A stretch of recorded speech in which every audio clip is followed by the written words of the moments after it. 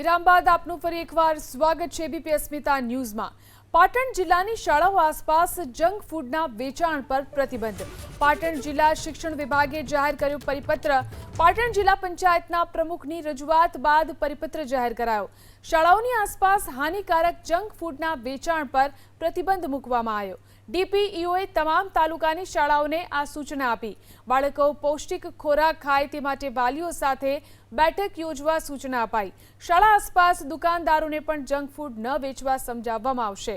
નિયમોનું ઉલ્લંઘન થશે તો પોલીસ અને ફૂડ વિભાગ કાર્યવાહી કરશે। પાટણ જિલ્લા શિક્ષણ વિભાગે જાહેર કર્યો પરિપત્ર। પાટણ જિલ્લા પંચાયતના પ્રમુખની રજૂઆત બાદ પરિપત્ર જાહેર કરાયો।